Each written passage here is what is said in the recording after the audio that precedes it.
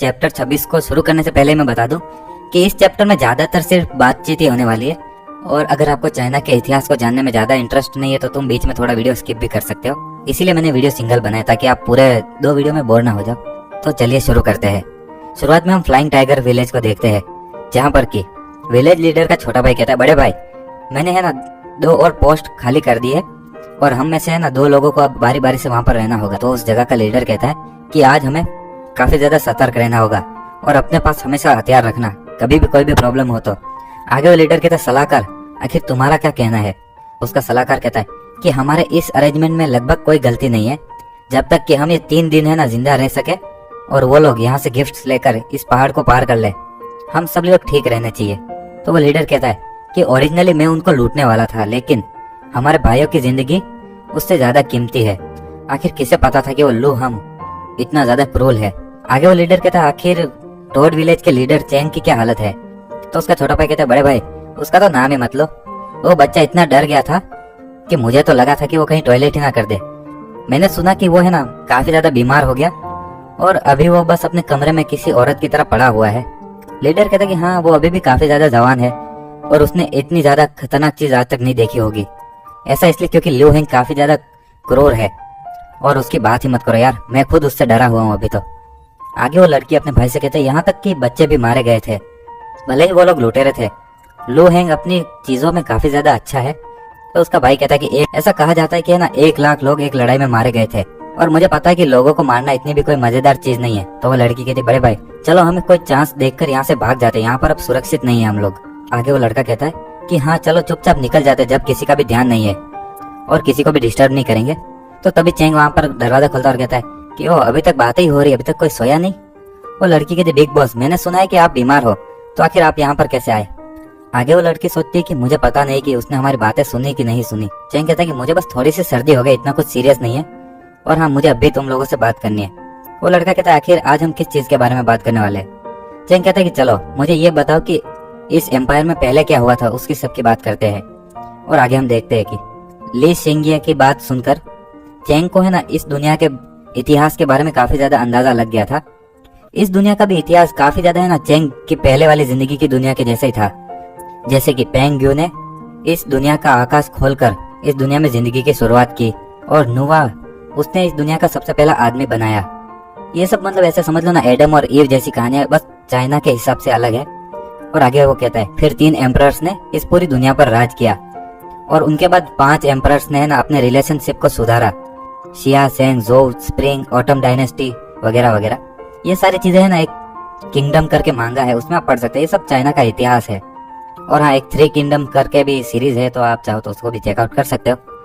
आगे वो हमें बताता है कि चू एंड हैन डायनेस्टी वो लोग है ना सुप्रीमेसी के लिए लड़ रहे थे कि सबसे ऊपर कौन है। हैन डायनेस्टी वो लड़ाई जीती और 400 साल तक अपनी है ना कंट्री में राज करती रही।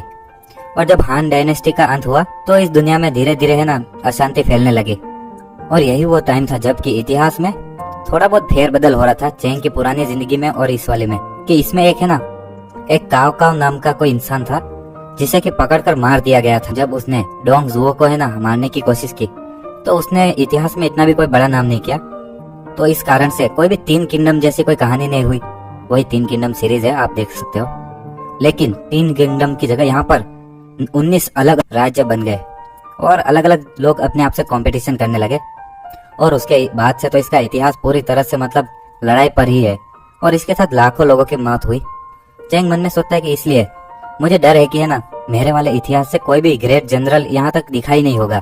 जैसे एग्जाम्पल के लिए लिu जेंग और जोग, उनको पूरी तरह से बंद कर दिया गया था। मैं वापस बता दूं, ये बता रहा है कि है ना चाइना के इतिहास में जो हुआ था वो काफी ज्यादा इसके इतिहास से मिलता जुलता है, इसकी दुनिया के। लेकिन थोड़े से टाइम के बाद से वो पूरी तरह से है ना बदल गया था और उसी के कारण ये दुनिया इतनी अलग है। आगे वो लड़का एक नक्शा बनाते हुए है ना उसे बता रहा होता है कि जब ली मेंजी ने डाउल एम्पायर को शुरू किया और तब से लेके अब तक वगैरह वगैरह। और उसके बाद एम्पायर को है ना रोंग के लोगों ने हमला करके है ना हथियाने की कोशिश की और उनकी सबसे बड़ी बैटल अभी 30 साल पहले हुई थी। और अंत में भले ही रोंग के लोगों को है ना यहाँ से भगा दिया गया, लेकिन उन लोगों ने हमारा काफी ज्यादा नुकसान किया था। आगे वो लड़की कहती कि हमारे एम्पायर ने मिलिट्री पर काफी ज्यादा पैसे खर्च किए 1 साल तक, लेकिन फिर भी है ना हम कई बार उन रोंग के लोगों से हारे गए। आगे वो लड़की कहती, बड़े भाई आपको क्या लगता है कि इतने सालों तक रोंग से लड़ने के बाद हम आज तक जीत क्यों नहीं पाए? तो उसका भाई कहता है कि बॉर्डर की आर्मी पर जितने भी जनरल्स है वो सब शराबी लोग हैं। उन्हें बस इतना ही पता है कि मिलिट्री के कामों के जरिए दिन कैसे खत्म करे। तो चेंग कहता है आखिर तुम इतना गुस्सा क्यों हो रहे हो? तो वो लड़का कहता है ये तो बस एक फीलिंग है। पिछले कुछ सालों में रोंग एम्पायर के साथ हमारी जितनी भी लड़ाई हुई, 10 लड़ाइयाँ हुई टोटल, और उन 10 में से हम 10 बार हारे हैं। और हमारे मिलिट्री एडवाइजर्स इसके बारे में गलत रिपोर्ट भी करते हैं। हमारे कई सारे लोग मारे गए उस लड़ाई में, लेकिन उन्होंने एम्पायर को ऐसी रिपोर्ट की कि उन्होंने सामने वालों के 50 लोगों को भी मारा है। देखने में तो ऐसा लगता है कि हम लोग धीरे धीरे है ना सुधरते जा रहे, लेकिन हमारी बॉर्डर की आर्मी अब बहुत ज्यादा बेकार हो चुकी है। और आगे वो कहता है कि तुम्हारे हिसाब से तुम्हें क्या लगता है कि हमारा एम्पायर रोंग के लोगों से आखिर कैसे जीत सकता है?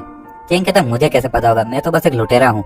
आगे वही लड़का चेंग से कहता है कि एक बार मुझसे किसी ने कहा था कि इस दुनिया की आर्मी को है ना 3 क्लास में बांटा जा सकता है। सबसे लोएस्ट क्लास जो अपने सर्वाइवल के लिए लड़ती है, हर एक सिपाही सिर्फ अपनी जान की ही परवाह करता है, और जब वो किसी ताकतवर दुश्मन से मिले तो वो डर के भाग जाते हैं। दूसरी क्लास कि जो कि अपने मजे के लिए लड़ते हैं, जैसे कि अगर वो लोग जीतेंगे तो उनका है ना जोश काफी ज्यादा बढ़ जाएगा, लेकिन अगर वो एक भी लड़ाई हारे तो उनका मोटिवेशन पूरी तरह से खत्म हो जाता है।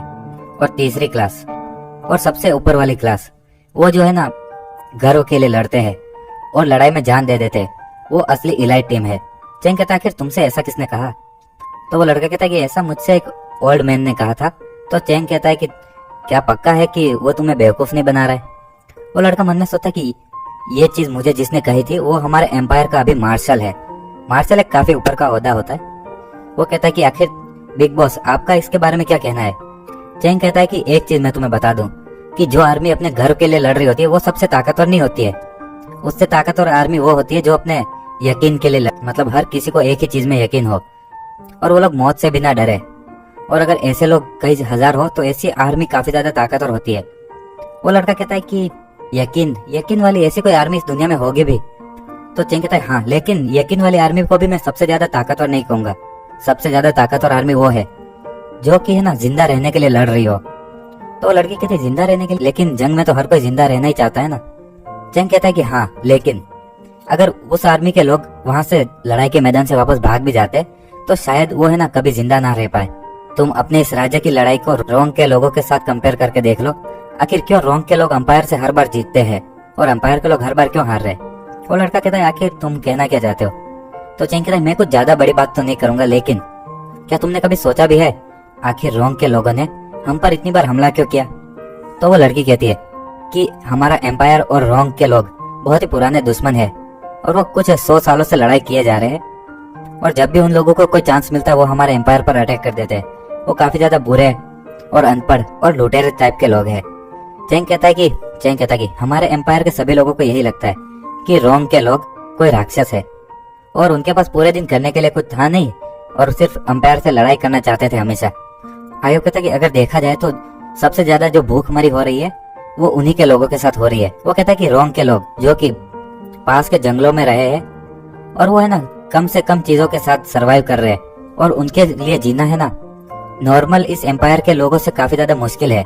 बस एक बार बर्फ गिरना और उनका सारा खाना एक साथ में खत्म। वो कहता है कि वो वहां पर जिंदा नहीं रह सकते। ये सब भगवान के मूड पर है कि वो लोग खाएंगे या मरेंगे। और उसी रोंग जो कि एक नर्क जैसा है, उसके पास में एक एम्पायर है जहाँ पर की खाना है, औरतें हैं, और तुम्हें इसके लिए लड़ना नहीं पड़ता, और आखिर मौत तो है ही क्या।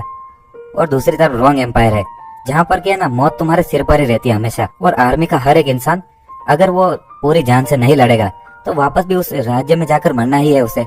तो इससे उनके लड़ने की ताकत कुछ ज्यादा ही बढ़ जाती है। वो लड़का कहता है हाँ, पिछले 30 सालों में जब भी रोंग एम्पायर में खाने की कमी होती थी तो हमारे राज्य पर हमले काफी ज्यादा होते थे, लेकिन जब उनके उधर खाना ठीक ठाक रहता था तो उनके हमले होने के चांस काफी ज्यादा कम रहते थे। चेंग कहता है कि रोंग के लोगों के दिमाग में ये आइडिया है कि हर कोई मरने वाला है, लेकिन तुम्हारे एम्पायर के लोग क्या सोचते हैं कि अगर हम यहाँ पर और रक्षा नहीं कर पाए तो हम वापस अपने घर पे जा सकते हैं, आखिर हम हारे तो हम यहाँ से भाग सकते हैं। और दूसरी तरफ रोंग के लोगों को देखा जाए तो अगर वो लड़ेंगे नहीं तो वो भूख से मारे जाएंगे, और अगर तुम भागते हो तो तुम जिंदा नहीं रह पाओगे। और तुम्हारे एम्पायर के लोगों का क्या है, भागो तो बच जाओगे।